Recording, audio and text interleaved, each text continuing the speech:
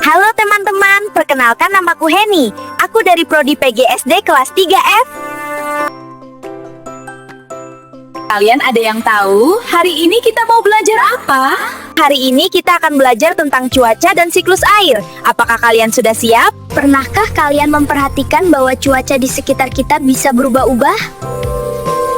Di hari cerah, tapi siang harinya tiba-tiba hujan. Nah, hari ini kita akan belajar tentang perubahan cuaca dan siklus hujan. Apa itu cuaca? Nah, secara sederhana, cuaca adalah kondisi udara di atmosfer pada waktu dan tempat tertentu yang sifatnya tidak menentu dan berubah-ubah. Contohnya, saat kalian berada di sekolah terjadi hujan, tetapi pada saat yang bersamaan tidak terjadi hujan di rumah kalian. Selain itu, terkadang pagi hari cerah, tetapi siang harinya tiba-tiba hujan. Kemudian ada jenis-jenis cuaca. Berikut adalah berbagai jenis cuaca yang bisa terjadi. Yang pertama, cuaca cerah. Matahari bersinar terang dan tidak ada awan yang menutupi. Kemudian, yang kedua, mendung. Langit ditutupi awan gelap dan berpotensi turunnya hujan. Yang ketiga, hujan. Air hujan turun dari awan ke permukaan bumi. Kemudian yang keempat, badai. Terjadi angin kencang yang disertai dengan petir dan hujan yang sangat lebat. Selanjutnya, apa itu siklus air? Siklus air atau siklus hidrologi merupakan perputaran air dari atmosfer ke bumi dan kembali lagi ke atmosfer. Air adalah sumber daya alam yang dapat diperbarui karena mengalami proses berdaur ulangan atau siklus air.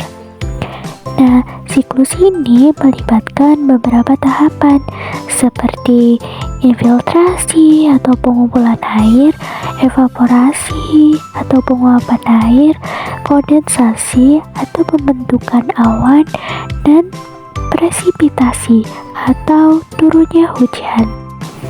Berikut tahapan siklus air. Yang pertama ada infiltrasi, yang kedua evaporasi, dan yang ketiga kondensasi, kemudian yang terakhir presipitasi. Yang selanjutnya akan dijelaskan dengan jelasnya. Yang pertama ada infiltrasi. Infiltrasi atau pengumpulan air adalah proses meresapnya air hujan ke dalam tanah.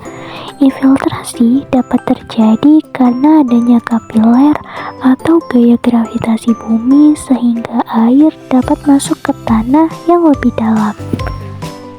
Yang kedua yaitu evaporasi.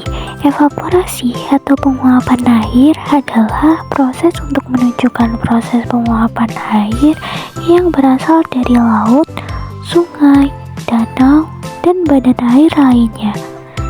Nah, uap air ini kemudian bergerak ke atas menuju atmosfer. Tahap yang ketiga yaitu kondensasi. Kondensasi atau pembentukan awan adalah proses perubahan air dari gas menjadi cair atau kita kenal dengan istilah pengembunan. Pada siklus air ini, kondensasi terjadi di atmosfer akibat perubahan suhu dan tekanan. Akibat adanya kondensasi air akan berkumpul membentuk awan hitam yang siap turun sebagai hujan ketika mencapai titik jenuh. Kemudian pada tahapan yang keempat atau yang terakhir yaitu presipitasi atau turunnya hujan, yaitu proses di mana titik-titik air di awan akan semakin banyak dan berat sehingga jatuh ke permukaan bumi dalam bentuk hujan. Air hujan yang jatuh ke bumi akan kembali ke sungai, danau, waduk, lautan, dan meresap ke dalam tanah. Manfaat siklus air. Siklus air memiliki banyak manfaat yang sangat penting bagi kehidupan di bumi. Berikut adalah beberapa manfaat dari siklus air. Yang pertama, menjaga ketersediaan air di bumi. Siklus air memastikan air terus tersedia di bumi, baik di lautan, danau, waduk, sungai, maupun tanah. Kemudian yang kedua, mengisi sumber air tanah. Penyerapan air hujan ke dalam tanah membantu mengisi kembali sumber air tanah. Air tanah digunakan untuk kebutuhan sehari-hari seperti air minum dan pertanian. Kemudian yang ketiga, menjaga ekosistem.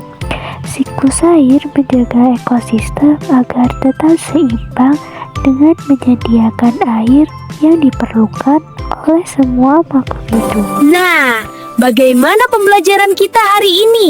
Apakah seru? Ya, tentu saja seru dong. Baiklah sekalian dulu penjelasan materi hari ini sekian dan terima kasih.